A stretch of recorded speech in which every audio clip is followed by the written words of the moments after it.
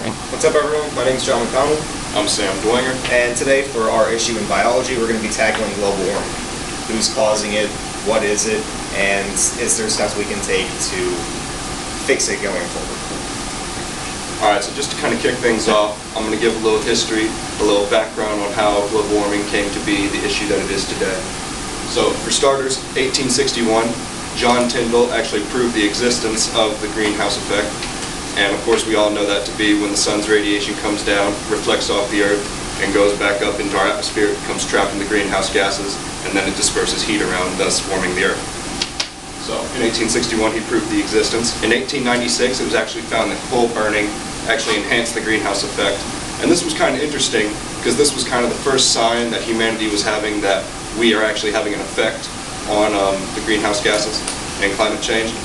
But actually, back in 1896, it was found that it was actually beneficial for humanity because the increased temperature actually led to higher agricultural yield, so it was seen as beneficial. And then in 1975, Wallace Broecker actually coined the term global warming, and this is when climate change research really started taking off. But it wasn't until 1990 that the IPCC actually released its first assessment report. And for those of you who don't know, the IPCC is the Intergovernmental Panel on Climate Change. And what was interesting about that first report was actually that it actually found that there was a very low percentage chance that humanity was actually having a significant effect on climate change. So, what is global warming? Just to get everybody on the same page, we can have a common definition that global warming is just an anomaly in the rate at which the Earth is warming, and this is usually a statistical significance. Now, there's a lot of big consequences that are associated with the Earth warming, and I'm going to be touching on three of them. First one is a rise in sea level.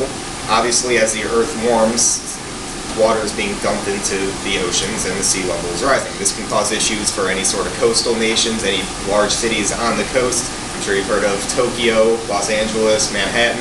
These are all cities that are right near large bodies of water that are connected to the ocean.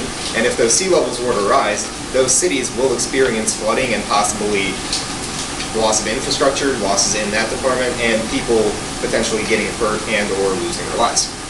Second is that you see more frequent cases of severe extreme weather. In 2011, there was a record number of cases of extreme weather in which losses in infrastructure total over $1 billion. This knocked the previous year's high out of the park. You see this a lot in hurricanes, tornadoes, the surge in El Niños and their severity, and you can all attribute this to global warming. My last point is the increasing acidity of the ocean. I'm sure you've all heard of the Great Barrier Reef. It's the single largest tourist attraction in the world. If you don't know, it's alive, but it is dying. As the pH of the ocean continues to drop and the ocean becomes more acidic due to carbon dioxide being dumped into the water and going through some fairly complicated reactions to produce bicarb, it's harming the Great Barrier Reef and harming all other life in the ocean. So if these changes in the Earth are not reversed or stopped, in maybe 15, 20 years, the Great Barrier Reef will just not exist anymore. So, today we're going to be tackling who's the cause of global warming. Is it man-made, or is it a natural occurrence? For my first point that says that humans are the cause of global warming, we're going to be looking at a rise in global temperature. As you can see in this graph, which was produced by NASA, there has been a fairly steady rise in temperature anomaly in the world from 1880 to 2020. Now, this isn't to say that temperatures today are 1 full degree Celsius higher than they were in 1880, but that the highest highs in temperature today around the world are higher than the highest highs back in 1880s, and even the lowest lows are higher than the lowest lows back in 1880 as well. Now, Levinsky et al. In 2001 attributed this to the use of fossil fuels to enhance the world's mobilization and industrialization, and you can actually see that supported in the graph. Around 1940, which is when World War II was taking place, you see a very steep rise in global temperature, and you can attribute this to coal and other fossil fuels being burned to produce the energy necessary to keep the world running during this time of crisis. As soon as the World War II is over, around 1945, you see a fairly steady drop-off. Again, it's the same reason. World War II ended and we didn't have the same need for fossil fuels. Same thing can be seen around the early 1900s with World War I. rises because of the enhanced need for fossil fuel, and then dropped off when we didn't need it as much anymore. Second point to support that humans are the cause of global warming is a rise in sea level. This graph was also procured by NASA, and you can see that from when the data was first recorded in about 1993 until now in 2017, sea level or sea height variation has consistently risen. Again, just like the previous graph, this isn't to say that the sea height today is 80 millimeters higher than it was back in 1995, but the highest highs today are higher than the highest highs back then. This is to support that sea levels are rising. Now, NASA attributes this to two main causes. As the Earth's temperature warms, the polar ice caps are melting, dumping more water into the ocean. And the second is that as ocean water heats up, because the world's temperature is heating up, seawater actually expands. Third point, to support that humans are the cause of global warming, is that there's a consensus among climatologists. Cook et al. Did two different meta-analyses in 2013 and 2016. I'm just going to be summarizing both of them.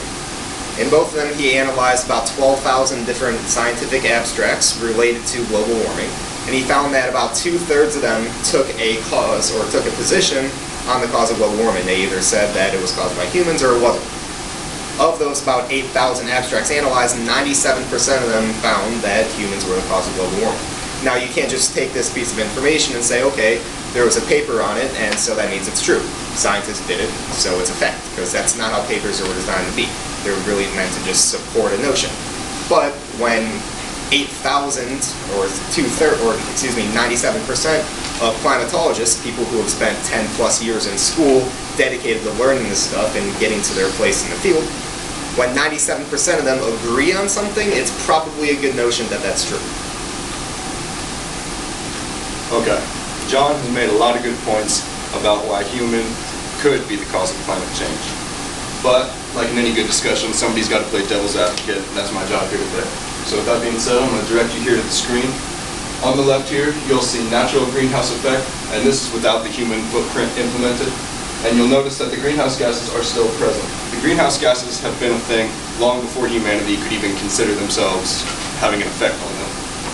And then over here, you see it with the human footprint implemented, and they're saying that our increased carbon emissions are releasing more carbon molecules up into the atmosphere, and that's causing more heat to be trapped. Now, while CO2 is often the suspect for this problem, one thing that often goes under the radar is water vapor molecules. A little known fact is that water vapor molecules far outnumber carbon molecules, and they're much more present in warmer climates. So if you get away from the equator and you go more towards the poles where it's a little bit colder, water vapor molecules can outnumber carbon molecules 9-to-1 or 40-to-1. You get a little closer to the equator, things start to warm up. It can go to the minimum is 40-to-1, and then it can be like 90-to-1. This is a very significant difference. And then also one interesting fact is that when 1 kilogram of water condenses, it actually causes 2,700 times more heat energy to be released than 1 kilogram of carbon.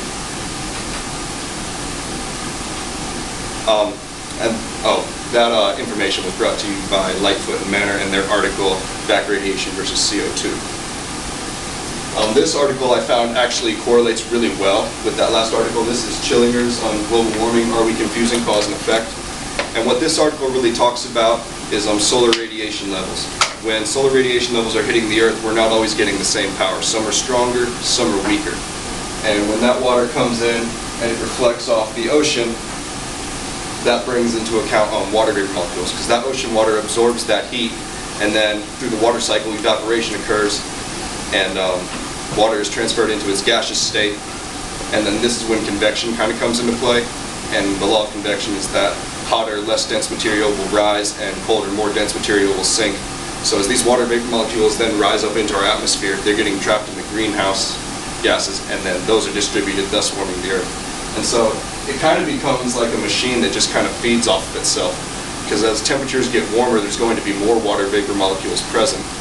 And if there's more water vapor molecules, that means there's going to be more heat energy being expanded. And so that's really the basis for this idea and really this whole concept of natural causes.